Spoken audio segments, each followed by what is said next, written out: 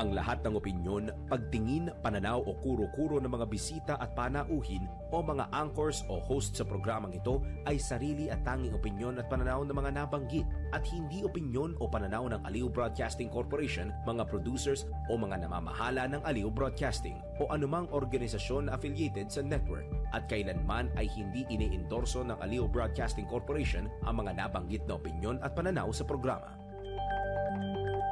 Ang programang ito ay hatid sa inyo ng Petron. Petron knows you deserve only the best.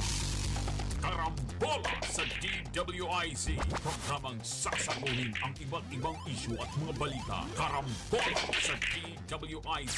Tatalakayin, hihimayin at pagtatalunan ang iba't ibang mga isyu. Karambola sa DWIZ. Programang pwede kang mag-hoodshot pero for now, pwede ka rin mas-crash. At ngayon, narito na ang inyong mga karambulista at ang programa Karambola sa DWIZ.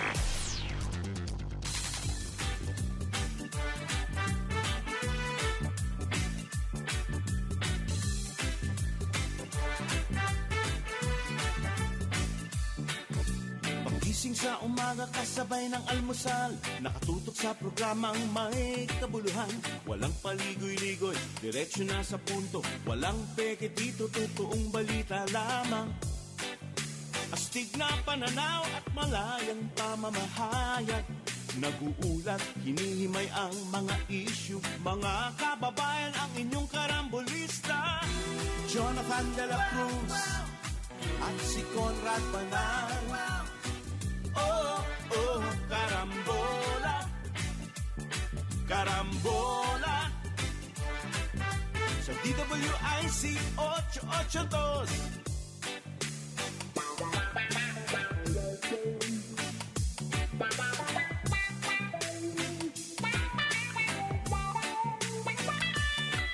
Magandang maulan na umaga sa ating pong lahat, ika-29 na Agosto 2025, Huwebes.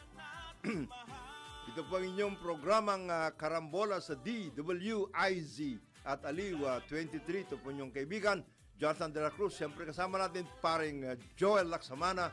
Magandang umaga. Magandang umaga po sa inyong lahat. Sa inyong lahat. Siyempre si paring Conrad ay mayroon pong napakahalagang pinuntahan kasi mukhang yung nag-alaga sa kanya at magbibigay na napakalaking yaman na tiyahin niya ay may birthday. Para namang may ulterior motive yung pagpunta niya, bro. Sobra naman. Hindi, nag-alaga sa kanya. Nag-alaga sa kanya yun at talagang minahal siya. Tinuring siyang parang anak. Kaya naman si paring Conrad ay siyempre birthday ni Tita ngayon. At mapapanood at mapapakinggan po kami sa aming news sa website hindi mo www.dwiz882am.com at sa aming X. Download po ninyo kami dito sa ating ano to? Hindi nyo pinapakinggan na mabuti. I-scroll natin. I-scroll nyo na mabuti. Kayo naman hindi ko natatandaan lahat yan. Yan. Kami po ay mapapanood at nationwide sa Digital Free TV, Aliw, Channel 23 at DWIZ News TV. Meron din po tayo sa Signal, Sulit TV, Satellite TV, TV Plus at GMA Upper the Box. Yan. Good morning. Magandang umaga po sa inyo lahat. Magandang umaga po sa inyo. Maulan po dito. Pero sa Bohol daw. Kanina, sabi nung aking kaibigan na nasa Bohol, napakainit. Grabe Ibang ulan na to nasa medyo Nandito lang sa Luzon. Pero paalis na daw. At hindi naman malakas, maambon siya. Paambon-ambon. Kailangan mo may panunggata. Yung nga yung nagproblema, paring Joel, yung paambon-ambon Yun ang nagpapabigat sa atin. Pero ngayon po, may mga konting mga commemorative activities sapagkat ngayon po ang dineklarang national holiday ito. Ito po yung pagkamatay ni dating Senador Ninoy Aquino, August 21. Yes. Pero teka muna, bakit merong sabi-sabi na baka daw maging long weekend. Hindi, wala namang binigay yung Malacanang. Walang sinabi ang Malacanang long weekend. Kayo lang nagsasabi Kayo niyan. lang nagsasabi niyan. Ayaw Kasi niyo bukas pumasok. meron pong pasok. May pasok. Mayroon pong pasok. Kaya lang sinasabing long weekend kasi nataon na ito in between nag-in between Thursday, 21 holiday, so Friday. Ang yung mga iba, lalong-lalo na yung may-ari ng mga kumpanya at saka yung mga tumitingin sa mga guni-guni na mga projects na flood control ay long weekend talaga sila. Naka-long weekend lahat yung mga yan. Yeah. So, tuloy-tuloy po ang ating pagmamatsyag sa ating kapaligiran. Para sa ating mga Gen Z at mga Gen Z, millennial, alam na nila to siguro. Gen Z. Oh. Ano ba ang August 21 or Ninoy Aquino Day? Yes. Bakit ba ginawang special non-working holiday yan? Special non-working holiday po yan. Oo. At, 42nd anniversary na pala to. ilan? 42nd Dahil 1983. anniversary nung 1983 Yes. nung napaslang. Napaslang si former Senator Benigno Aquino. Sa tarmac mismo Oh, sa airport. isa siya sa mga pinaka maingay, vocal Sorry, hindi dapat maingay. Hindi. Basta ano ba? Vocal opposition. Vocal, ano ba sa Tagalog ang vocal? Madiin. Hindi hindi na tatantanan, ganung klaseng kritiko siya noon. Kritiko. Nung ama ng ating kasalukuyang pangulo, si President Ferdinand Marcos Ngayon, Sr. yung August 21 na yan, marami pa rin it is an unfinished, sabi nga nila parang Joel, unfinished business. Kasi kagaya niyan nung mga ibang mga nangyari sa kasaysayan natin, halimbawa Andres Bonifacio, that's an unfinished business. Hanggang ngayon, hindi naman. You mean yung pagkakapatay kay ni marami Andres pang Bonifacio. misteryo dyan. Marami pang misteryo. Pagkapatay ni Antonio Luna, misteryo rin yan. Misteryo rin yan, di ba? Tapos merong mga salaysay, parang hindi na tapos, hindi kumpleto. Unfinished nga unfinished. Di ba parang Joel? Isa ito doon sa mga unfinished na kasi hanggang ngayon hindi maliwanag kung ano talaga ang nangyari. Alam natin napaslang si Senator Aquino at nagkaroon ng trial, nagkaroon ng mga ganon, may mga taong na-convict. In fact, many of them served in prison. Meron din si Rolando Galman na namatay mismo doon. So, pero up to now hindi maliwanag. May mga butas. May mga gaps. Regardless na isipin mo, naging Pangulo si President Cory Aquino at naging President din si Noynoy Aquino, hindi rin na... Hindi yung sinasabi nila na mastermind na sinasabi, hindi luminaw. Parang hindi nga nung panahon ni President Cory at ni President Noy, parang hindi na nila hindi na nila sinundan yung naging mga it's as if sinabi nila, that's it. Yan ang sitwasyon natin ngayon and we'll move on. Parang ganun na nangyari doon. Agosto 21 ngayon, na umusbong pa, nagkananak to ng August 21 movement na hindi ko alam kung yung kay August 21 movement na ang nagpasimuno niyan, si dating Senador Butch Aquino. Right. Kasama. Iniisip ko yung kaibigan natin na naging manager ng NAIA noon. Sino to? Yun din. Kasama si Relly Herman. Relly Herman. Kasama siya dyan. Kaibigan natin si Relly. Para magkakaeskwela sila. Kaya sila yung atom. Sila yung atom. Sinasabing atom. August 21 movement. Which carried the banners of the opposition from 1983 to 1986. August 21, ako natatandaan ko, nasaan ako niyan Nasaan ka nun? Well, na ako nasa media na ako, reporter na ako, 1983 sa Business Day.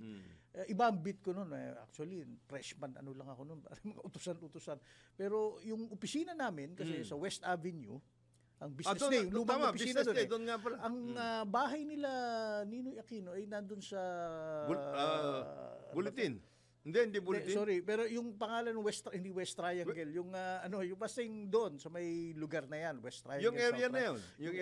Ang lapit sa amin. So nung natapos yung deadline, nung oras na dinala siya sa punta kami doon at pipila, tapos kayo titingnan niyo yung kanyang bangkay. Dinala siya sa Santo Domingo Church. Pero before that, nandun sa bahay nila. Dinala muna sa sa bahay niya, suit niya yung kanyang, yung kasuot-suit niya. Yung white. Napaslang.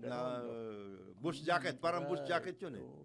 Well, ikaw, kung Ako nasaan ka noon, naman siyempre, nun? nasa gobyerno Nasa ako noon. gobyerno ka noon, Nasa gobyerno ako noon. Pero yung ba nung nabalita mo, patay?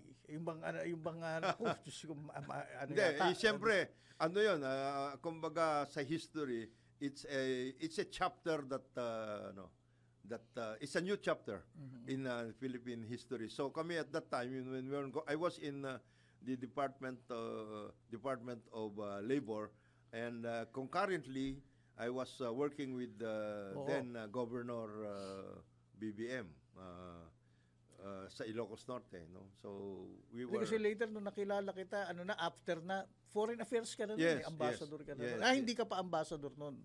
Okay. So yun ang workout. Wow, okay. Oh, So those were the turbulent years. Very, very Oo, challenging years. challenging. Tapos yung pati ekonomiya natin, apektado Apektado nun, yan. everything, Yan yung 1983, biglang bagsak yung ng peso, lahat, etc. We had problems with our foreign exchange, reserves, and everything else.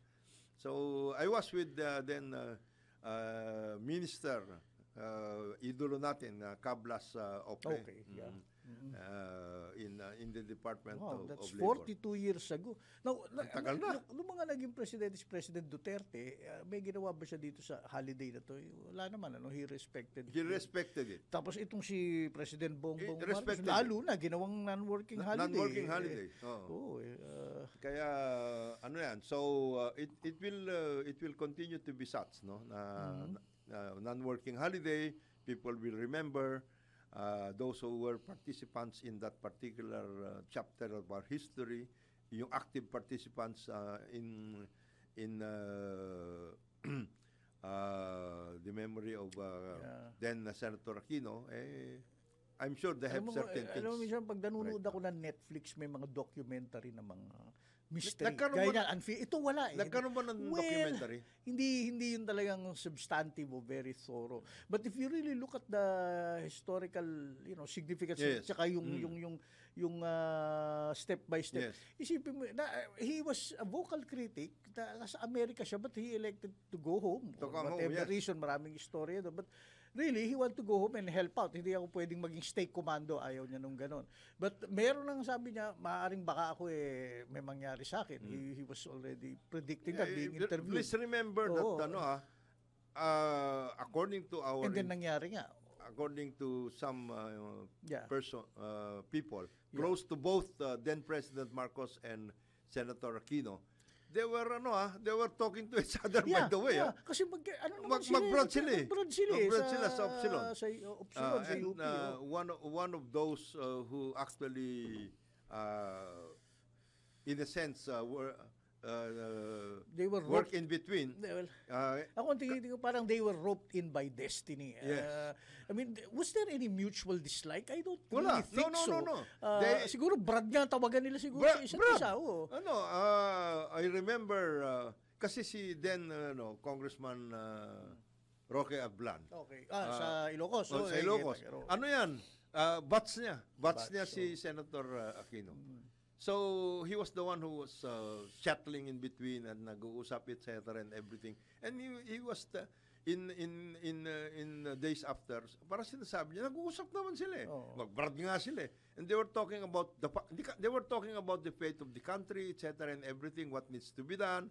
And of course, then President Marcos wanted him to be part of the administration, but Senator Aquino opted not to do so and was working from the outside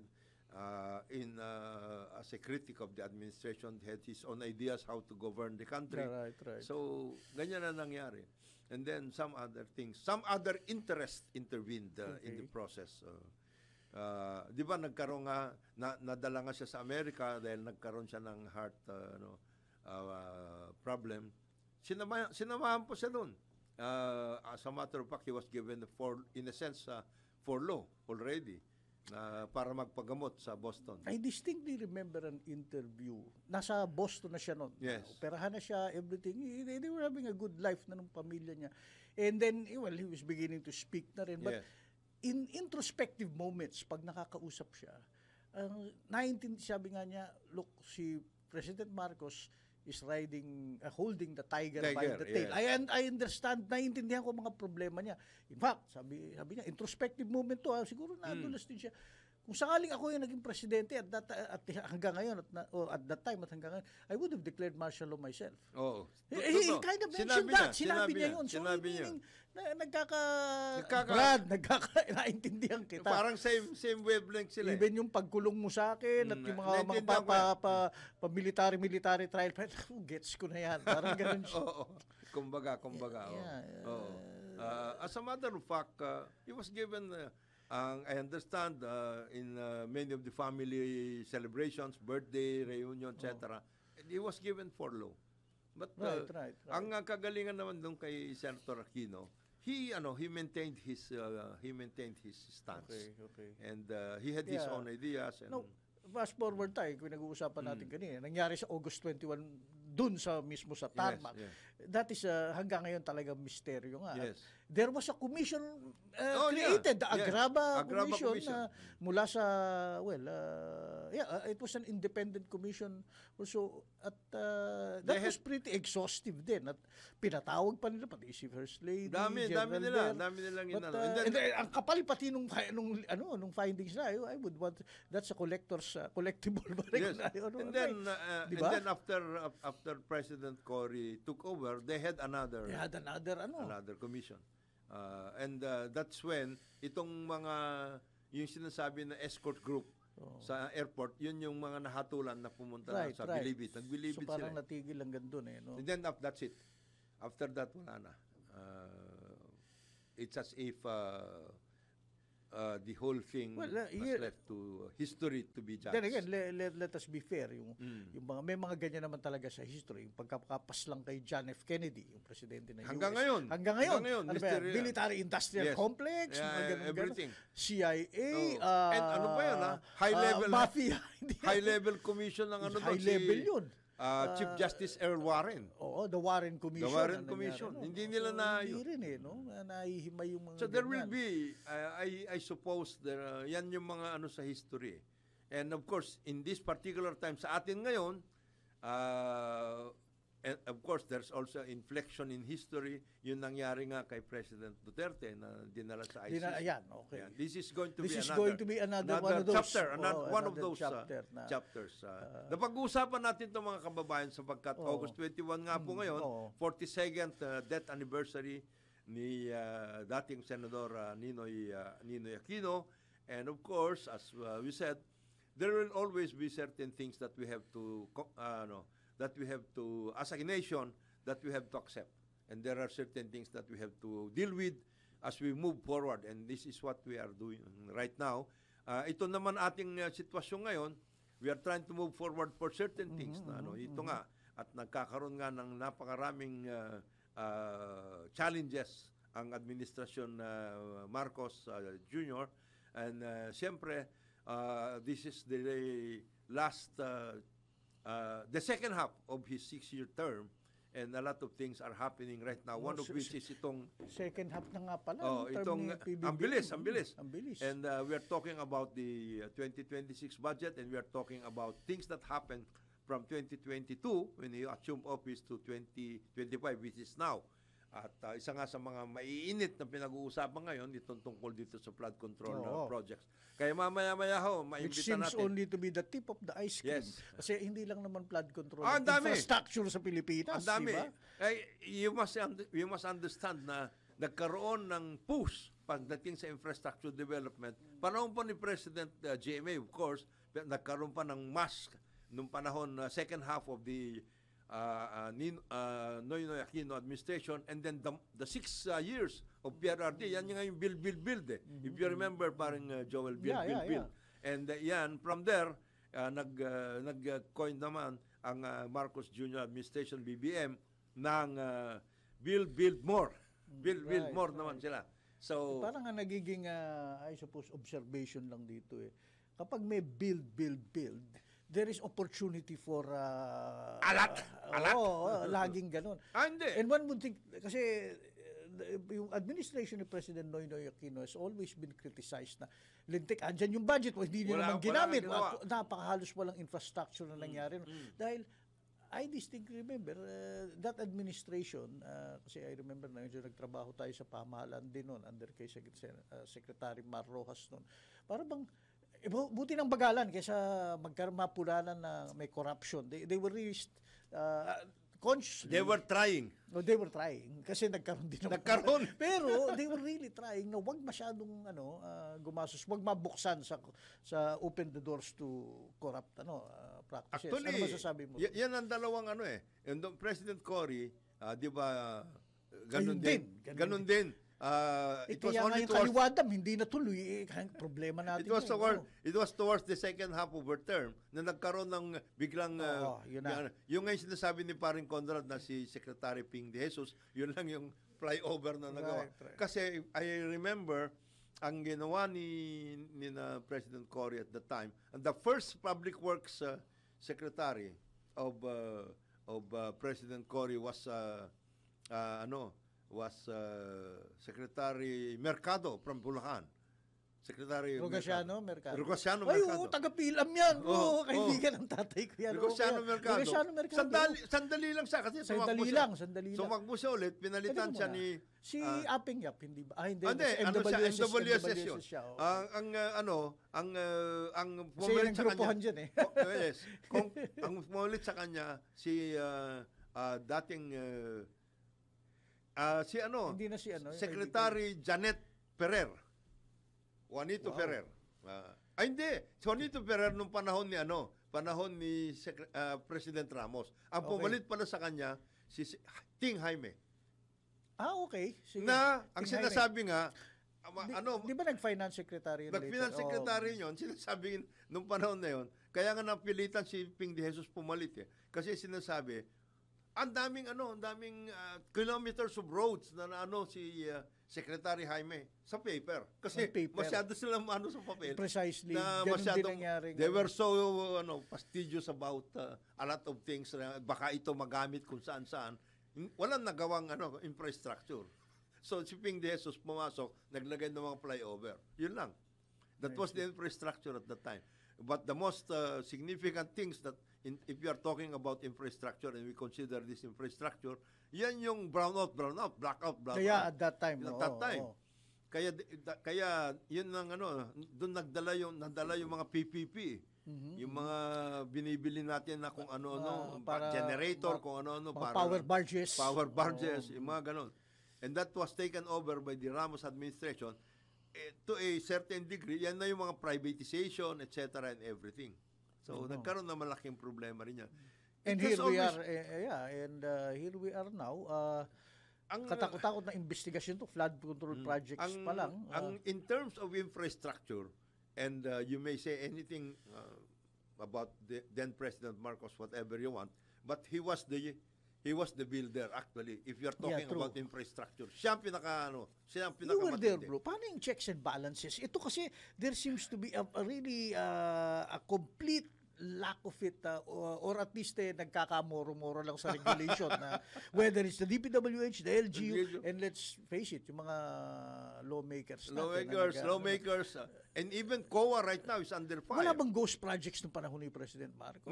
Meron din. Project na on paper completed, tapos hindi gawa. But not in this magnitude, this scale. Every administration had its own ghost projects. Let me put it that way. Every administration. Let us be call a spade a spade. Ganun talaga. Mayroon, every administration. Ito kasi, talamak at nakikita kasi nagkaroon nga tayo ng napakalaking baha, napakalaking problema. Kaya lumabas. Lumabas.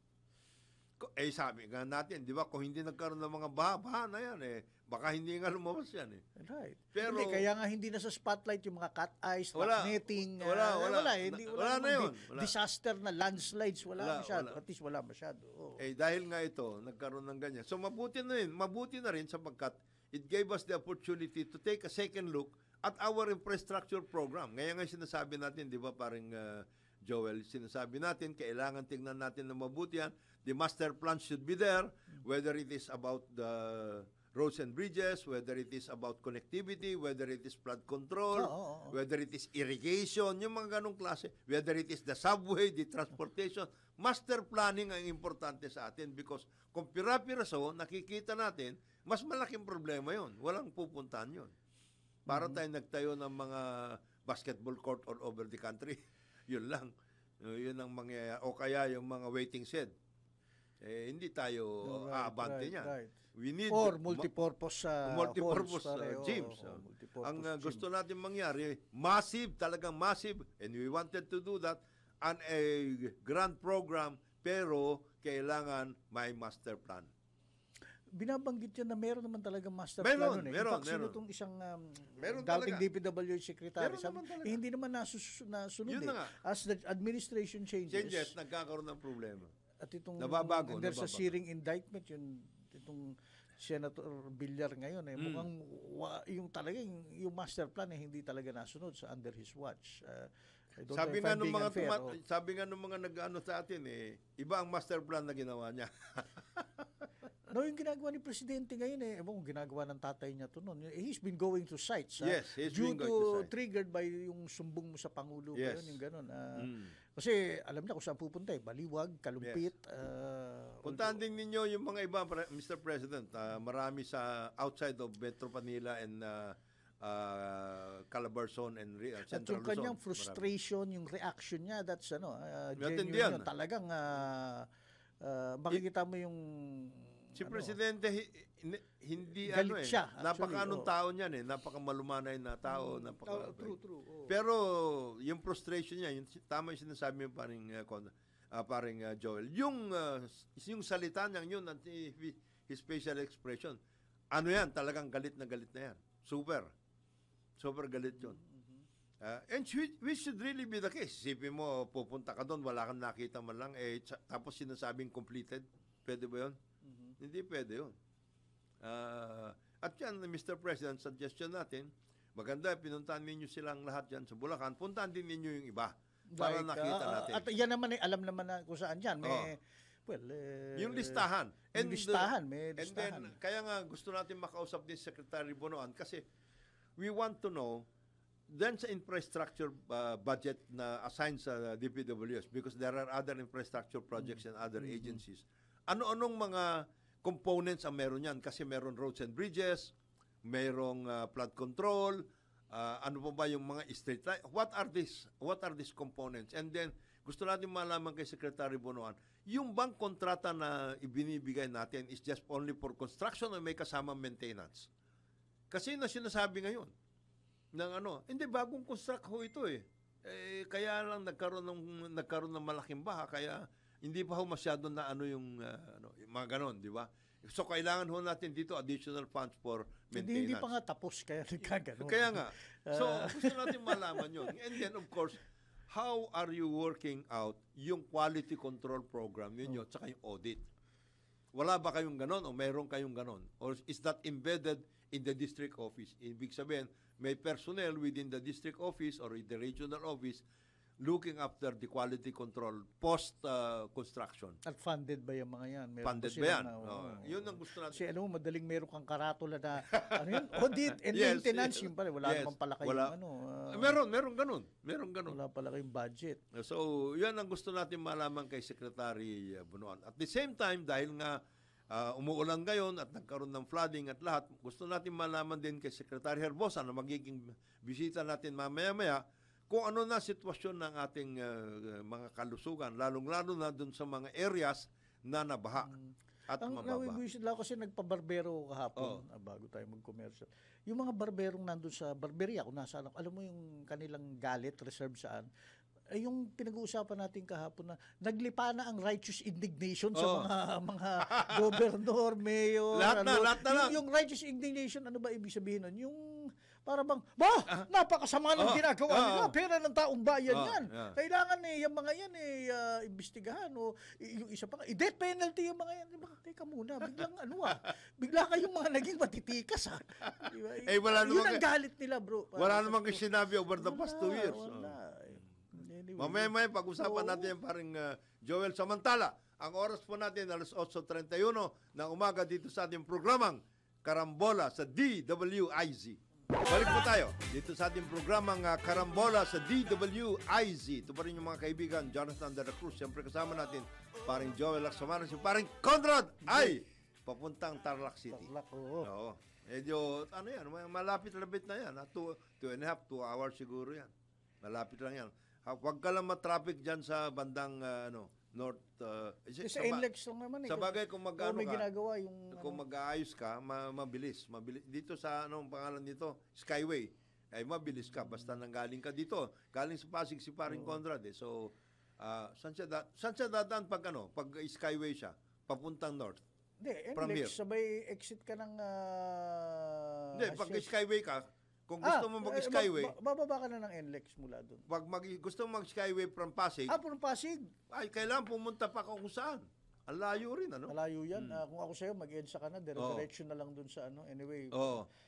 Bro, kanina in-interview dito sa... Ito na. ayun Ito na ba? Ito na ba? Oy. Sa linya. Okay. Kasama na natin. Okay. Ito'y matagal na nating nais na makausap. Walang iba kundi ang Secretary of Health, Secretary Ted Herbosa. Sec, magandang umaga sa iyo. Magandang kayo, Congressman, at umaga sa iyo for si Joel. Oh. Yes, sir. Joel. Si Joel. Oh. Sama ng ating audio medyo galingan nyo nga dyan at Pipihit tayo ng konti. Alam nyo naman, kahit holiday, nagtatrabaho tayo. Nasa opisina ako. Lalo ngayon, umuulan. Umuulan, Sec. Umuulan pa. Hindi, kasi, Kong, alam mo naman, budget season na. Yes. So, wala kaming panahon para, pag-aaralan ko na ipipresenta ko sa congressman. Napaka-importante because right now, ang understanding namin for 2026, you have the third biggest allocation in the budget.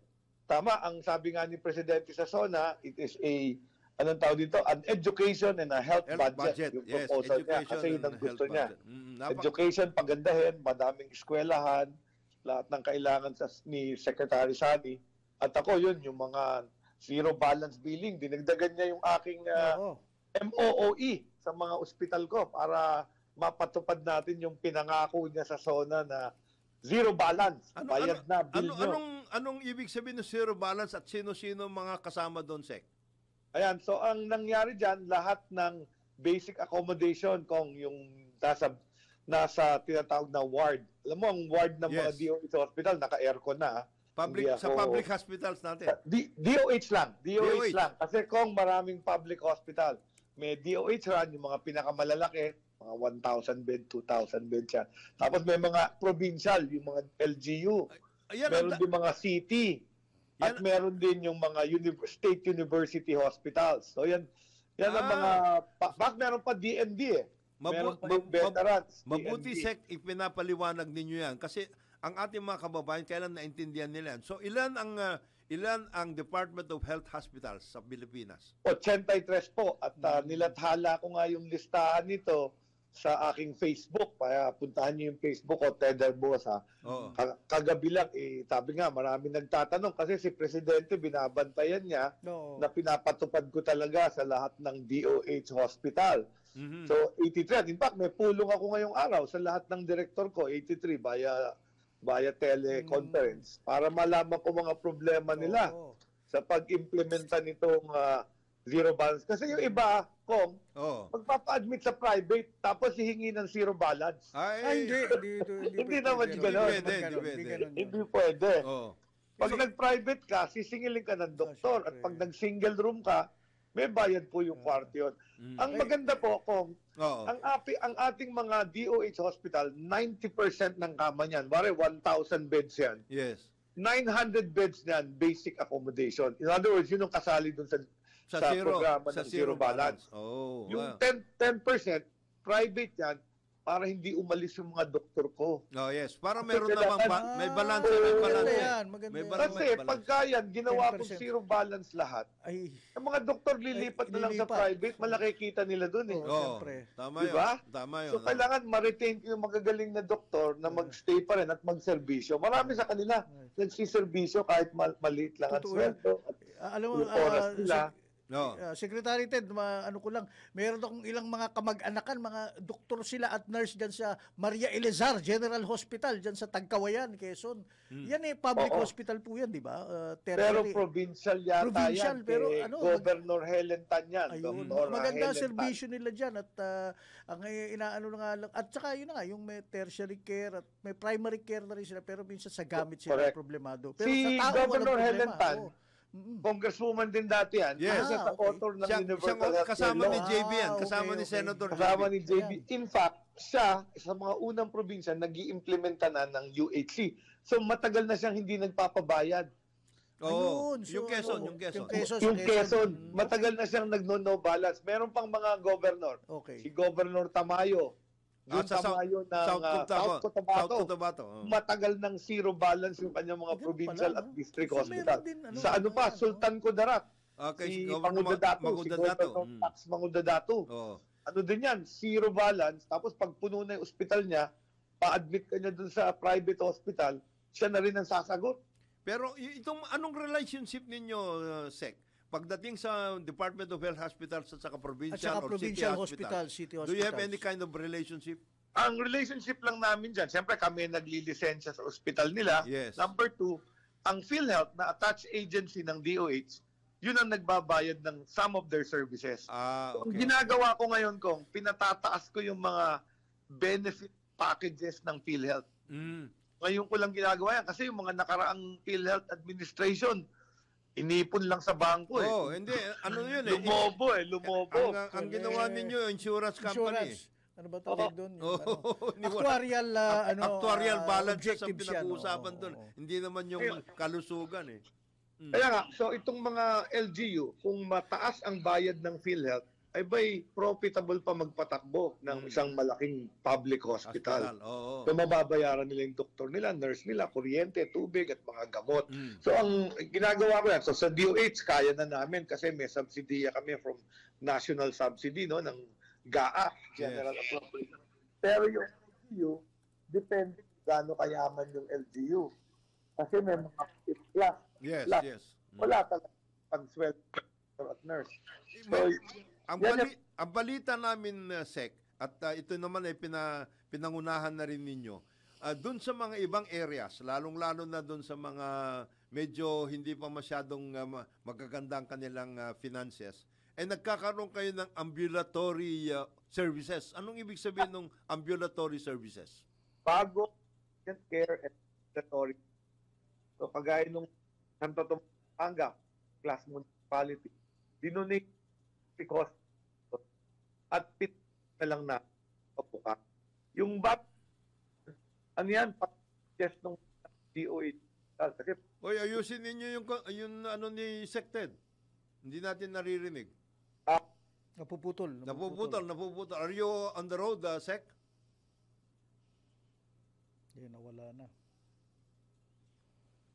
Yan, tawagan natin ulit si Sec, ha? At maganda itong ating Maganda yung pinag-uusapan dahil alam mo, yung ano pala, zero balance. sabi nang ginagawa na sa mga iba-ibang ospital, yan. Sa Quezon, Sultan Kudarat, kung saan-saan. Balik. Hello? Balik. Yan. Balik ulit tayo kay Sected. Yung tungkol dito sa ambulatory services, Sec, I understand, ginagawa na rin ninyo ito. yes, yan naman yung binanggit sa SONA din, yung bukas. Bagong urgent care and ambulatory services centers, no? Yes. 53 na yan at pinatayo natin yan sa mga iba't ibang probinsya at lalawigan sa Luzon, Visayas, Mindanao. At may 31 pa akong nakapila ditong Ano ibig sabihin ng budget. bukas? Yung bukas, lahat parang ospital din yon pero walang kama. So lahat pag ambulatory, ibig sabihin naglalakad Yes. ka, makakauwi ka. So merong x-ray, laboratory, ultrasound, may CT scan pa yung isa ko niyan eh. Okay. Pagkatapos may operation din, yung mga operation na uwian, Yes. katarata, Mga gano'n, mabibilis, mga mabibilis. So na-decongest yung aking malalaking ospital, dyan na namin ginagawa. Pati yung mga screening ng cancer, yung ultrasound, mammogram, x-ray, cervical cancer screening, dyan na namin lahat ginagawa. Pati bakuna ng bata, Yes. follow-up ng buntis.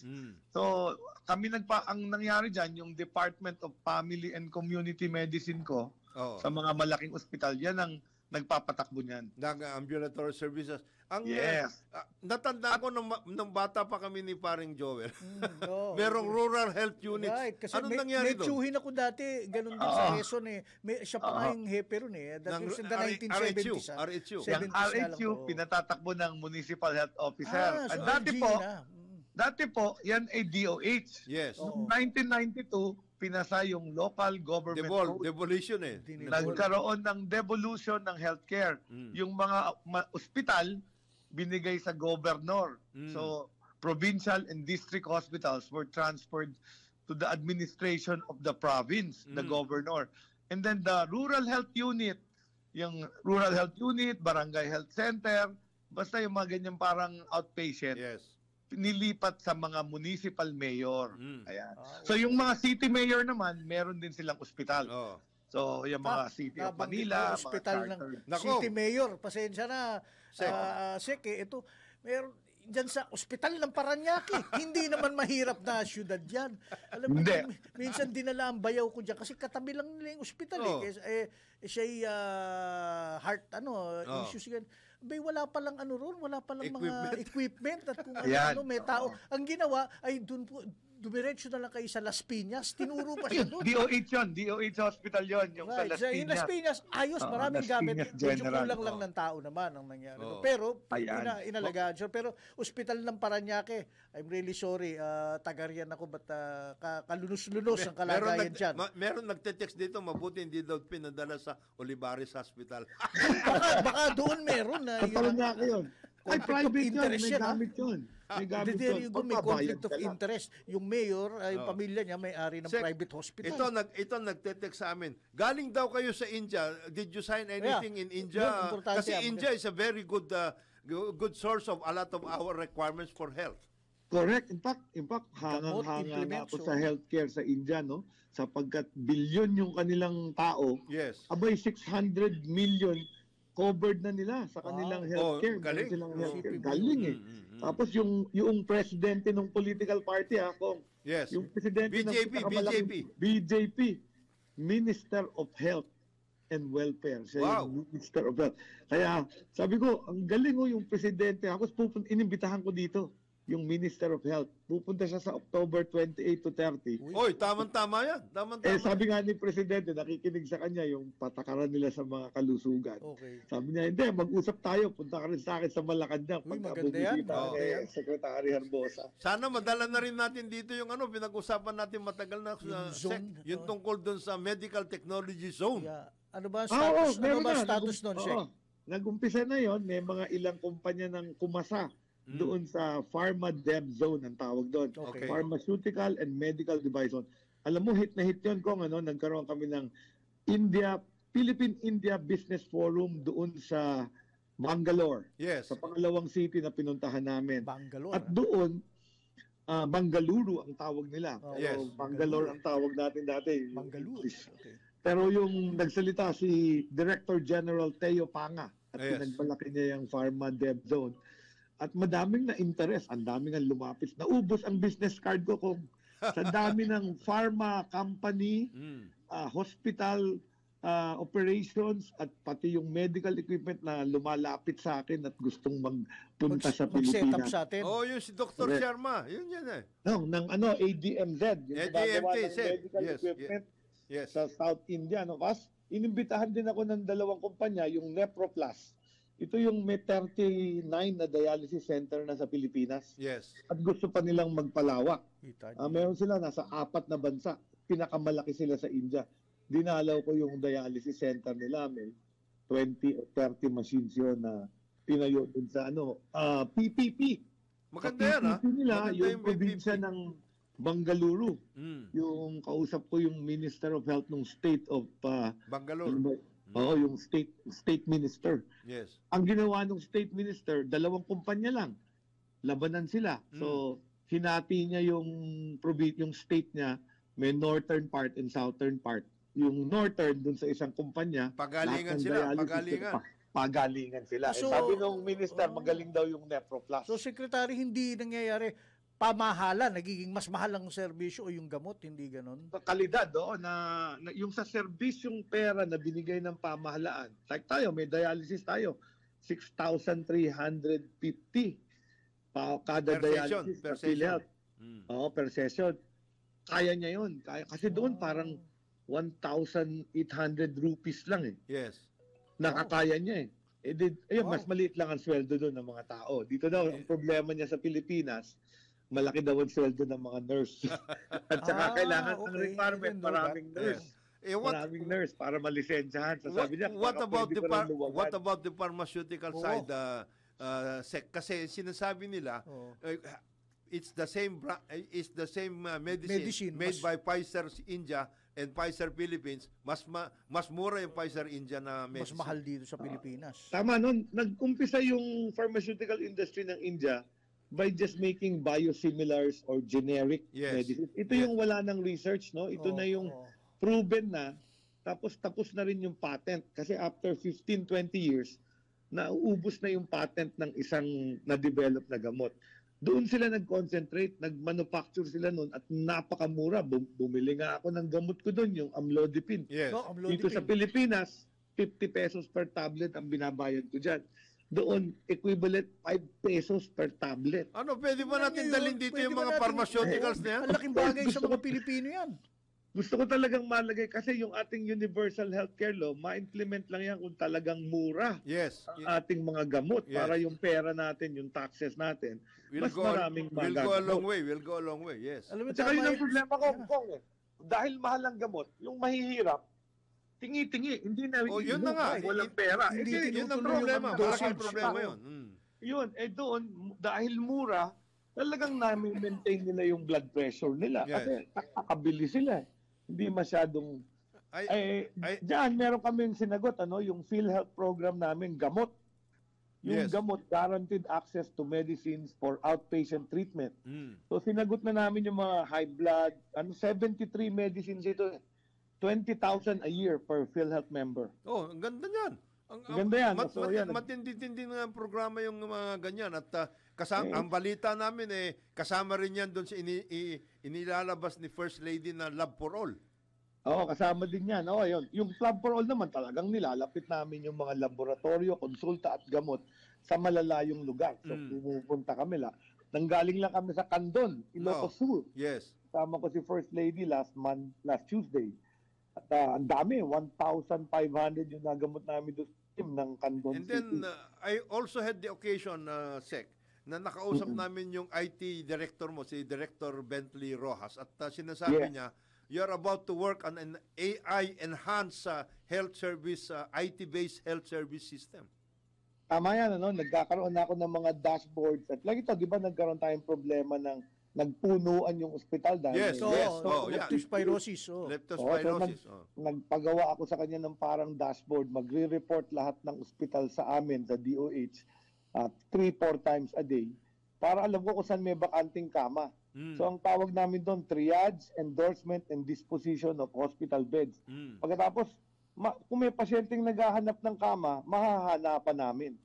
Para hindi sila naghihintay ng matagal sa isang nakaupo lang sa wheelchair or nakaupo lang sa silya. O kaya paikot-ikot sa Metro Manila. Oo, 6 na ospital iikutan niya bago ma-admit at kuminsan hindi pa rin na-admit. So may iba dyan namamatay kakahanap na ospital. So ayusin ko through IT. Kaya naman yan. Nung COVID, nagawa natin yun Nung COVID, ginawa natin. Kaso hininto na natin. Sabi ko, dapat tinuluyan after COVID para naman sa mga may sakit, sakit puso, pneumonia, para nalalagay sila sa ospital kung saan may bakante. Yes, yung Sec, mayroon din nagte-text sa atin dito tungkol sa mga specialty, yung matagal na yung sinasabi ni Presidente na specialty hospitals. Whatever happened to those? Boss, 184 na po ang natayo kong specialty center sa lahat ng DOH hospital. Ang target, 170 lang. Ganon? Lampas na ako sa target. Galing nga, lumagpas sa target. So ngayon, nag-oopera sila sa yung heart center, nag-oopera ng open heart doon sa Cagayan Valley Medical Center. For the first time, nagkaroon ng... So may equipment na sa Cagayan Valley? Yes, may equipment na. Buti pa dyan, kesa hospital ng Paranaque, no? Buti pa dyan sa Cagayan Valley. Makalipat na nga dyan. Lipat na. Hindi, basta yung lugar. That's all good news, Secretary, kasi may survey nga, yung mga Pilipino ngayon, talagang health, management of their health is paramount number concern. 1 yan, paramount issue. Itong mga story ang kinikwento nyo, dapat ito yung mga dapat ikikwento nila Dave Gomez. Inilalabas ninyo ito, Sec. Oo. Oo nga, oo. Para maintindihan ng tao, tsaka malaman, the first thing to do is to understand, nasan ho ba yung mga ospital na yan? Nasan dito mga ito? Anong gagawin? Anong pwedeng gawin in these hospitals? Pag Pag Tama. DOH hospital, ito. Pag provincial hospital, ito, etc., etc. Tapos yung gamot, tapos yung ambulatory services. Napaka-importante po lahat yan, Mr. Secretary. Oo. Alam mo, Kong, kikinig ako sa mga balita. Siyempre, ang balita, yung bad news, di ba? Yung Yes. flood control. Yes. Nakita ko, 250 million flood control sa isang taon. Yun po ang budget ng Department of Health. Oh. 250 billion. Kaya Budget nga, po namin yun to run all the hospitals. Kaya nga Imagine, kung ibigay na lang sa akin yun, o Tama. kahit parte lang nun. kaya mas nga, madadagdagan kaya ko nga pa ang libre. kaya pagkatapos nitong diskusyon natin, si Secretary Bonoan naman na ang aming kakausapin eh. Oo. Pero maganda yung Hindi interview. naman problema Good ni news Bunal. na Ang ako. problema yung mga contractor na hindi ginagawang maayos yung project eh.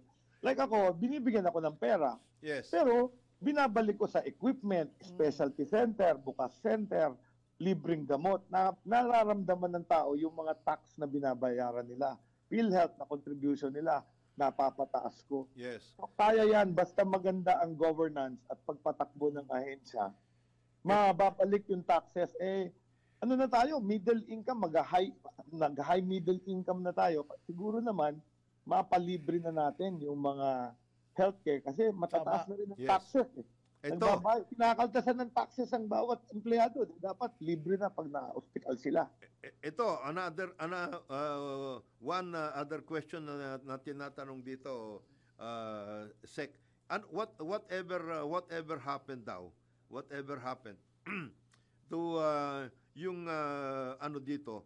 Kasi marami daw mga dapat na mangyari diyan sa BARM.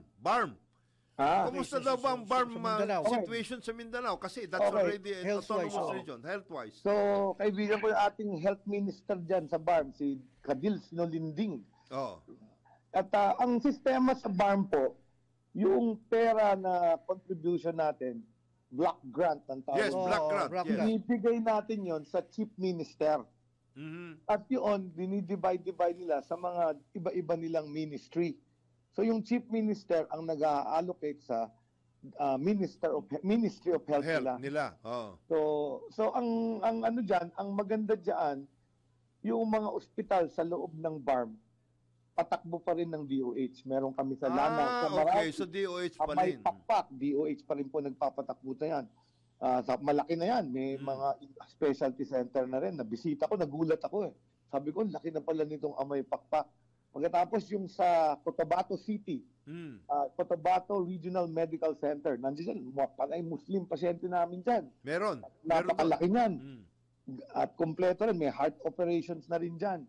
So yan, DOH din nagpapatakbo niyan, hindi ang Ministry of Health. Tapos yung Northern Mindanao, sa Cagayan de Oro, puntahan din yan ng mga galing From BARM. Oh, from BARM. Mm. So nagsuporta rin ako, umikot ako sa BARM, nakita ko yung mga district hospital nila at saka provincial hospital, sinusuportahan din natin with funds. Mhm. Kagaya funds para sa bakuna, funds Yes. para sa mga ibang gamot. Pero siyempre, autonomous eh. Yes. So, bibigay lang namin yung pera, papaliquidate namin sa kanila, pagkatapos, dagdag na naman ng pera at pondo. I hope we still have a lot of personnel, medical personnel manning this operation, Sec, ha? Oo naman, pero kulang-kulang din tayo ng mga doktor at nurses sa BARM. Kasi malaki ang BARM, ang daming probinsya Yes. at malaki. Yung, at least, humiwalay na yung Sulu. Yes. Yung Sulu, nakabalik na uli sa region. So, region 9 ba yun? Yeah. Finally, ito, Sec, finally. Kumusta daw ba ang operation ng FDA? Kasi nagpapatagal daw ito. Hanggang ngayon daw, walang naibibigay na dengbak siya. Hindi, pinalitan na ni Dengue. Presidente yung Director General. May bago po tayong DG. Sino ang Dati bagong DG ngayon? Director General Paulo Teston. Dati siya dyan sa FDA, tapos ibinalik siya. Si Pinalitan Paulo yan dati. is now the Director General? Yes, kilala mo si Paulo. Of Yes, course, yes. kilala mo nga pala. Yes, yes, Abogado siya ni BBM. Magkasama kayo, di ba? Yes, yes. Doon Oh. sa Vice President. Ang galing niya. Bilib ako sa So kanya. he's now the Director General. Oo nga, USEC ko nga sana yan eh. USEC ko sa Yes. DOA. Tapos kinuha niya, binilagay dyan sa FDA kasi nga madaming reklamo. Oo, mabagal. nagrereklamo sila kasi sabi nila, abay, approve na ito sa FDA US at sa FDA Japan. Hanggang ngayon, Oo. wala pa tayo. What happened? Napapabilis naman. Nag-uusap-usap kami, natuwa ako at napapabilis naman niya ang mga proseso. Siyempre, madami pa rin talagang gustong pumasok na gamot, Yes. produkto. At hindi lang gamot kasi yan food, drugs, Food and products and cosmetics. other things. So, Cosmetics, na- madami. At Tapos, yan ang, at least na, magaling siyang manager, napapabilis niya. yes. Nasa sa inyo Sec ang pagkakataon para makipag-usap sa ating mga kababayan kasi sayang kulang na ang ating oras, pero we would like you to address our people just to advise them about our health. Isama nyo na sa adresa na SEC. Sec. Kasi ako, gaya niya, marami akong kaibigan at mga kamag-anak ng mga batang medical Medical- personnel, doctor, Gusto nurses. nila magsilbi. Would you like to give an advice to them? Nagsisiksikan sila dito sa Maynila, sa Dapat malalaking lumabas hospital. sila. Maganda yung sinabi, may 10% pala sa public hospital. The floor is yours, sir. Tama po yan. So, iniimbitahan ko yung lahat ng mga doctor, nurse na bagong graduate. May 4,000 plantilla items kami na unfilled. Oh, wow. Kung gusto nyo magsilbi sa gobyerno, mag-a-apply lang po tayo dyan. Aming website, meron pong jobs available sa link ng doh.gov.ph. Tapos sa mga sumusubaybay dito sa zero balance billing na inutos ng ating mahal na presidente ng SONA, pinapatupad po ito sa 83 DOH Hospital. Ang ginagawa ko nga ngayon, sinasabi ko sa ating mga direktor, tawagin nyo ng DOH Jose Reyes, DOH Philippine Orthopedic, para yung mga tao hindi nalilito. Oo. Kasi ang pag-public, akala nila kami lahat ang nagpapatakbo, hindi po. So yung 83, may listahan po sa website namin at sa Facebook ko para alam nyo kung ano yun, at mapuntahan nyo. Pag nagpa-basic accommodation kayo, dapat uuwi kayo, ang bill nyo, 0. Pagka naningil, sumbong nyo sa akin. Pagka naman, at huwag kayo mag-private room. Kasi pag nag-private room kayo, dahil akala nyo 0, hindi po kayo isi-0. Kailangan basic accommodation po. Yes. Hindi po sa private room. Okay. Maraming salamat, Secretary Thank you very Ted much. Herbosa. Thank you and good morning. Good morning. Yes, yan po ang ating kaibigan, DOH Secretary Teodoro Ted Herbosa, naghatid sa ating orasan alas 9:03 ng umaga dito sa ating programang Karambola sa DWIZ. Balik po tayo dito sa ating programang Karambola sa DWIZ. Ito pa rin yung mga kaibigan, Jonathan De La Cruz, siyempre kasama natin, paring Joel Laksamana. Alam nyo ba na ang katumbas ng bawat taya ninyo sa Philippine Charity Sweepstakes Office ay para sa kawang gawa. Sa bawat ticket na siguradong may patutunguhan ng kababayan natin sa kanilang pangangailangang medikal. Dahil sa PCSO, basta kawang gawa at pagtulong, hindi kanila uurungan. Kaya palaging tandaan, ang bawat taya may kawang gawa. Yan. Kaya lagi kayong tataya. Lagi kang tataya, Okay, ikaw winner. Tumayo na ikaw. Huwag kang tayan ng taya sa Ikaw, alam ko, sa illegal, naghihintay ka palagi ng ng pompyang Oo. Wag. Wag yun. Yung pompyang, para lang yan sa banda ninyo dyan sa Santa Cruz. Hanggang ngayon, wala pang ginagawa yung bago na mayor ninyo doon. Kawawa naman yung aking Santa kaibigan. Cruz. Santa Cruz, Laguna. Ha? Oo. Taga dyan si paring Nayari si paring Egay pero nandoon din yung bata Si Rick Pili andyan. Hindi na daw Si Rick dumping Pili ground ng basura Wala dyan. na. Pare, bawal na. Bawal na nandoon din yung bata ni paring Winner, si Congressman Benji Agaraw. Okay. Bata ni paring Winner yun. Oo. Pare, pero mabalik, alam mo yung interview natin kanina Kay lang? Sected? Gusto ko, ang layo nito sa pagkabibo, yung boy bibong kasi yung boy bibo, kung hindi concourse sa Kamuning, bicycle lane, at kung ano-ano, Shokos, patawag, ito quietly doing his work, ang dami nangyayari. Magkaroon man ng obstacle, for example, yung investors na mga taga-India, tuloy lang tayo. kung sino makakapasok-pasok, tapos yung mga, ano yun, yung Zero balance. Zero balance, hanggang Sultan Kudarat and everything, hanggang Barm. May nangyayari. Nangyayari. Kung yan ang naririnig ng mga kababayan natin, mga balita, okay, may nangyayari doon sa administrasyon, di ba? Hindi yung palaging napaka-negative na nangyayari na kala mo the world is falling apart. Hindi ito good. Dumadami yung serbisyo, tapos makakakuha ka na ng kahit papano kama o mas murang gamot kung hindi libre, di ba? Ang public hospital nga lang, di ba? Yan ang ano. Ang kailangan lang, yung sinabi nga natin kay Sected kanina, paring Joel, ilabas ninyo kasi itong mga ito. Hindi alam ng tao eh. Hindi alam. Paring Dave Gomez. Ito ang mga istorya natin. Ito, paring Dave. I mean, hindi yung parang bangayan ng bangayan. Mahirap. Alam mo, kung nag-guess si Secretary Ted siguro sa ibang himpilan, ang itatanungin dyan, yung mga doktor na nag-overcharge. Diyos ko, that's a drop in the bucket. Ang daming doktor na halos hindi na nagpapasingil, hindi nagpapabayad. O kaya binababaan yung fee nila. Excuse me. Kagaya yung mga kamag-anak mo ba? Ako, marami akong kamag-anak din. Nurse, medic, lahat, doktor, mga ganun. Marami tayong kaibigan ganyan. Gusto nila sa rural health center sila. Napakaganda wala sila sa Makati Med o mga kung ano-ano dyan. Nandun sila sa mga lalawigan. Napakaganda yung profesyon na yan. Ganda. Kasi labas ng labas sila, lalong na yung mga bago ngayon. Yan, may tumatawag sa akin. Ang dami nila daw na gustong pumunta. Mabuti sinabi ni Sected, merong 4,000 po mga kababayan. 4,000 plantilla positions yan. Iba't-iba. Positions, Iba't ibang mga may website klase. sila. May website lang sa, ang doh.gov.ph. Yan, napaka-importante po nito sapagkat importante po naintindihan natin kung ano yung mga servisyo dumadating sa ating mga kababayan. This is the third biggest in terms of allocation, third biggest agency. Ito nga yung aking pinsan. Pamangkin pala to, pamangkin. Nandun sa Maria Elezar Hospital sa Tagkawayan. Tagkawayan. Si Boling ang tawag namin dito, kalimutan ko yung pangalan niya. Look, tinatanong ko siya, bakit hindi ka mag-abroad? Bakit hindi ka... Doktor ba to? Doktor? Nurse. Nurse na nga. Nag-graduate lang mga 5 or 6 years ago. One, gusto niyang malapit siya doon sa nanay niya, mga pamilya niya, sa Del Gallego. At number 2, sabi niya, alam mo, Tito, iba ang yung satisfaction mo. Satisfaction. Oo, mahirap minsan, kulang sa gamit, kulang sa gamot, pero ginagawa nila lahat dahil direktiba lang to ng DOH. But sabi nga niya, pag natulungan niya yung pupunta sila yung alam mo yung mga bayan doon, sasakay ka ng skits sa Kabatbatan.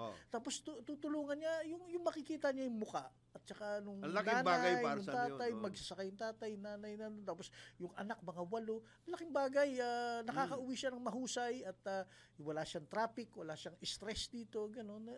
Malaking bagay. They love it, pare. Kaysa mag-abroad daw, stress lang yan at malayo pa ako sa pamilya ko. Marami na sa kanilang ganyan, pare. Sa iba-ibang health center, rural health center. Actually, na-devolve na pala sa LGU, yung municipal. Actually, dumadami yung mga kabataan. Ganda. Na gustong ganyan, na buhay. Yung ganyan buhay. Nakakatulong, hindi naman sila hikahos. Ayos naman sila, maayos naman ang sitwasyon nila. At maganda yung kanilang ginagawa.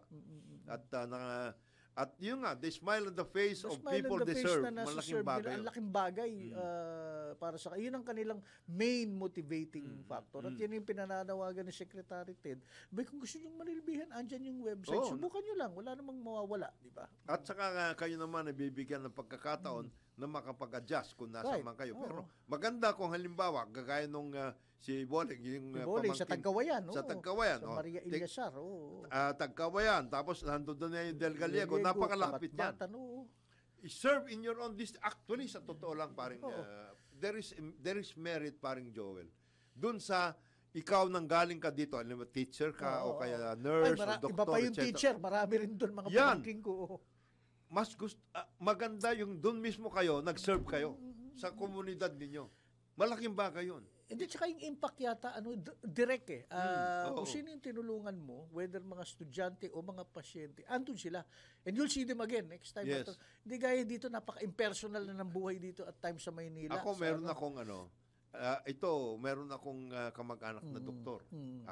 Top notch ito sa board exams. Okay. And he was in his class, he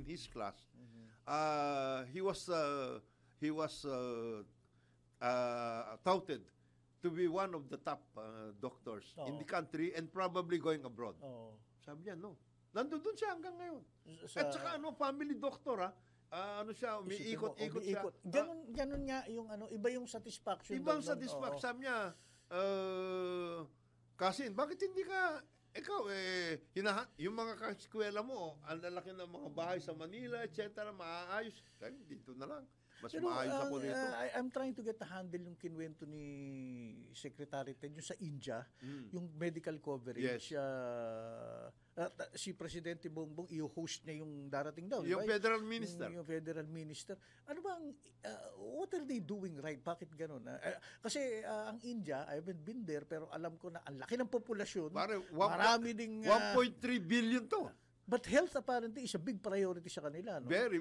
Isipin mo yung presidente ng ruling party, ang mismong Federal Minister of Health. Oo. Matindi yun. Tindi yun, ano? Ibig sabihin, He can make things happen. make things happen yun. At saka, and it's good, they've been ruling, the BJP has been the ruling party for the past decade or so. More. Nawala na yung Congress, si Indira Gandhi. Yung Gandhi. Wala na yun. Nawala. Nasira sila. Ito.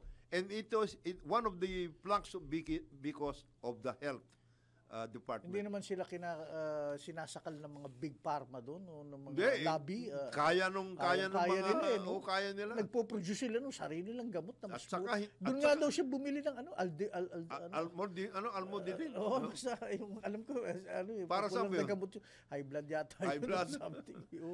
Isipin mo, 50 pesos dito, 5 pesos doon. 5 pesos doon. Ang layo. Ang laking bagay.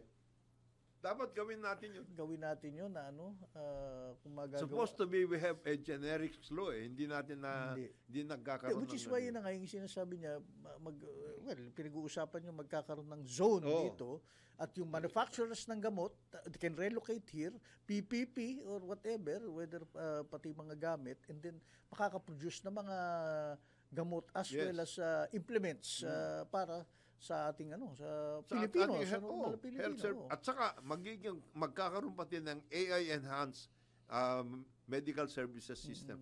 Kasi kailangan na 'yan Kailangan. Pag hindi ka naman hindi ka na kailangan pumunta sa ospital. Ayusin mo na lang sarili mo, you have your own consulting system, mawo-work out. And then it is connected to the hospitals.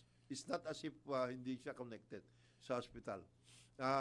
Mamaya-maya po, magkakaroon tayo ng pagkakataon na makausap si... nandiyan na si Secretary Manuel Manny Bunoan. Marami tayong matututunan ngayong araw. Marami tayong matutunan dito sa ating kaibigan ng ating Secretary of Department of Public Works and Highways. Magandang umaga sa iyo, Mr. Secretary. Magandang umaga po. Sir Jonathan, saka yung mga kasama. Salamat po. Opo. Si Jonathan de la Cruz po ito. Jonathan de la Cruz, saka si parin Joel Laksamana po ito. Good morning ho. Good morning. Good morning, Jonathan. Mr. Secretary, hindi ka namin tatanungin tungkol doon sa updates tungkol sa flood control kasi sobra-sobra nauumay ng tao tungkol dyan. Ang gusto namin malaman lang, Mr. Secretary, ano ba talaga ang laman ng budget ng Public Works? Kasi by sector yan, hindi ba? May flood control, may roads and bridges, etc.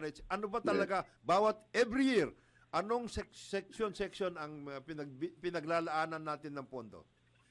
Ganito yan kasi, Jonathan, ang budget, kino-consolidate namin ng every engineering district, which is equivalent to the legislative district, no? Yes. Now, ito yung the budget of the department is equitably distributed among legislative districts on a basis of a formula. What is that was agreed? What is the formula? It's a parametric formula that considers 7 parameters like population, land area, yung the status of infrastructure, vulnerability to calamities, yung contribution to GDP, at yung mga ganon. So, pitong which we agreed from the beginning of this administration with the leadership in the House of Representatives. So, this is, kasi sabi ni Presidente, we have to equitably distribute the resources. So Ang nagiging issue, Mr. Secretary, is yes. tingi-tingi daw ito. Wala daw tayong master planning for roads, etc. The strategic areas para sa flood control. Wala daw tayong master plan, nothing of that sort. And even if we have a master plan, hindi nasusunod kasi tinitingi-tingi natin. Well, ang master plan natin kasi sa flood control is actually on the river basins, no? Ayun. Yung meron tayo master plan on the river basins. So meron, there is such a thing. No, there is. There are 18 major river basins all over the country. But yung sinasabi natin na medyong one single master plan for the entire country, wala tayo noon. Kasi iba-iba yung... By river basin tayo. By river basin yan. Kasi iba-iba ang pangangailangan in each river basin. Kagaya na, let's say, Cagayan River. Yes. Magwimula sa Nueva Vizcaya, Isabela, Cagayan, Quirino. Quirino, yung gano'n. So, this is a basin na tinatawag natin. But these are the major river basins. Now, marami pa rin yung mga tributaries yan. Yung mga principal rivers na tinatawag natin that will have to feed into this major river. So, ang meron tayong master plan dyan is actually yung major river basin. Major. Now, yung mga other rivers will now have to be prioritized according to their needs actually. Ito yung mga pumapasok din sa mga local allocable ng mga members of Congress or sa district offices. Kasi yung mga malalaking river basins are actually funded mostly, and I mean ever since. These are being funded by official development assistance from ODA, yung mga Asian Development Bank, World Bank, and either bilateral agreements. So sa Japan, yung mga ganon. JICA, JICA, marami ito all over the country, ginagawa naman yan. Now, ang kwan natin dito is since meron na silang allocation sa budget, ang kwan namin dito is 70% of that allocation should be devoted to national roads and flood control priorities, no? Okay, and the 30% would be for local infrastructure in support to the local priorities, no? So, yun ang patakaran natin doon. Ang may nagtatanong dito si Francis, tinatanong, Kong Jonat, pakitanong kay Secretary Bunuan, ano bang mga river basins na nag-ano dito sa Central Luzon at saka sa Metro Manila? Well, sa Central Luzon, yung Pampanga River Basin. Pampanga River Basin. Meron din dito sa may Agno River Basin. Of course, Pasig Marikina River Basin actually ba dito sa Metro Manila. Bicol River Basin sa Luzon. Marami pa rin. Pero Cagayan River Basin. Ang hinihingi kasi dito, Mr. Secretary, nitong si Francis, sabi niya, Kong Jonat, bakit dito sa Metro Manila, Bulacan, at saka bigla dito sa Region 4A nagkaroon ng ganitong klaseng flooding? Well, I think yung natin dito, alam mo yung engineering intervention is just part of the flooding solution, no? Ayan, importanteng malaman ng tao natin, ng mga kababayan natin yan. I think it has to be addressed holistically. Maraming dito dahilan Meron pa tayong environmental issues, meron tayong mga land use issues, meron pa tayong the support of local governments. And besides, actually, Jonathan, ang nakikita namin kasi dito, it has been a long time that nobody has looked into the riverbeds. So silted na yan, mga silted na. Sobrang silted to a point that any major downpour, it will just have to overflow. Kahit na anong engineering intervention nilagyan mo doon. Napakababaw na niya mga riverbeds. For the longest time, walang nagkukumpunin yan. Hindi ba kasama yan sa yung ginawang flood control program, Mr. Secretary? Yung it has to be incorporated. Kasi itong But having said that kasi nandito na tayo sa situation Yes, na napakababaw na ng riverbeds. Riverbeds, yes. Now, but the cause of it is actually erosion from the mountains or somewhere else. Kasi i-address din natin yung environmental issues niyan. Yung mga ganon. But I think ang pa natin dito, dapat pagtuunan din ang pansin natin, tignan natin yung mga riverbeds so that we can increase the discharge capacities. Yes. Kasi pag may tubig baha, mas madaling dumaloy Yes. sa dagat, kung sa dagat papunta. Yung mga ganon pa dapat. Kasi hindi umaapaw parati. These are the challenges. Yung carrying capacity ng ating mga river systems kasama na dyan yung lake, kalimbawa Laguna, Debay, ay bumabaw na talaga. Mababaw. Kaya binabaha yung mga nearby towns dyan. Nababaha na yung mga nearby towns dyan. So yung mga ganon ang klaseng natin. Meron ba tayong gagawin tungkol dyan, Mr. Secretary? Yung desilting? Since the start of this administration, nung naupo ako dyan, nakita ko na yung problema na yan, Jonathan. And actually, ang sabi ko nga, dapat pagtuunan natin pansin yung ng discharge capacities ng mga rivers by way of dredging or desilting the riverbeds. Unfortunately, every time that we propose a budget for, let's say, for us to procure the necessary equipment so that we can do it ourselves. For dredging and everything. For dredging, mukhang wala nawawala For purposes... Ano yung sabihin nawawala, sir? Naitatransfer Natatransfer. Hindi nagkakaroon ng pagkakataon. So you don't have that kind of capability at this point at the department? At this time, Yes, kasi pati yung pang-maintenance, yung mga existing equipment namin, pati siyempre, yung budget niyan, naalis din. Tapos to be honest, actually, kasi now I hope that in 2026, nasabi ko na rin kay Presidente nito, that I think by this time, I think we have to see to it that makaano na tayo ng equipment so that we will do it by ourselves. Kasi I understand that natigil nga itong desilting because of the perceived corruption down. Kaya I think... there was, as a matter of fact, mayroong dati, nung panahon ni President Noynoy, there was supposed to be a program for Laguna Bay. Tinigil yan. Kaya nga, but I think we can address the other concern, but I think the technical concern should, we have to do it. Kaya ngayon, dito tayo sa situation na ito, na mababaw na masyado yung rivers natin. Kaya ito ang nangyayari. Plus, sinabi niyo, Secretary, nga, holistic dapat ang solution.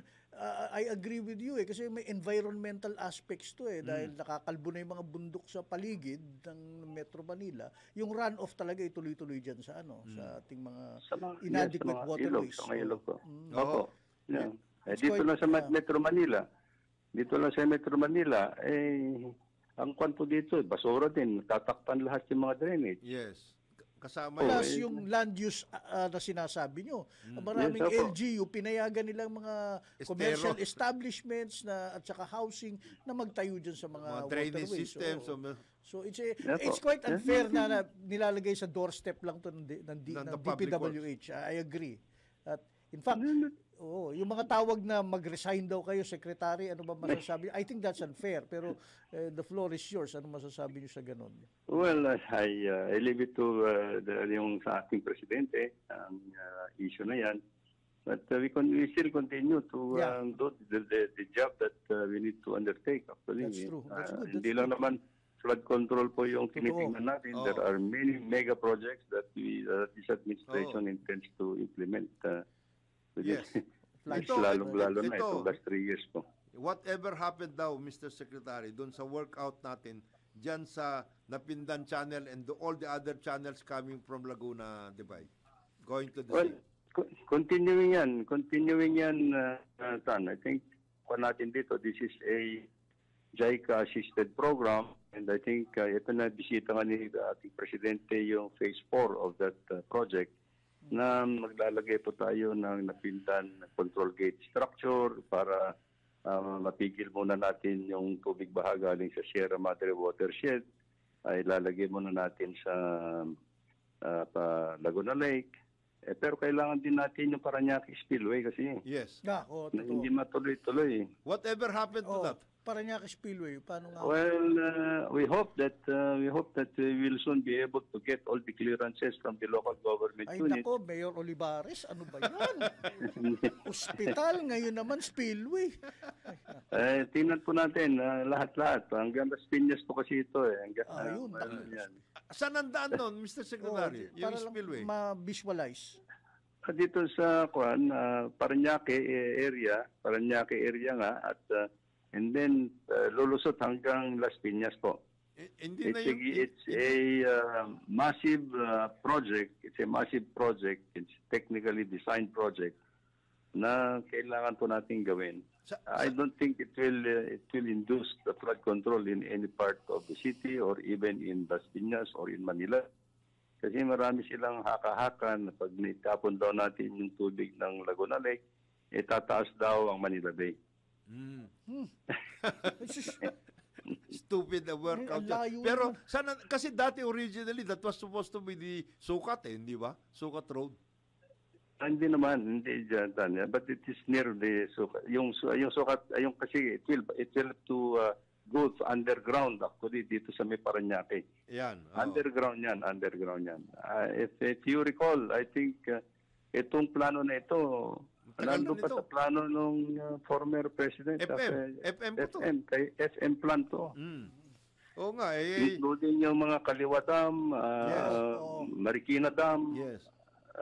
FM plan pa ito mga ito. So,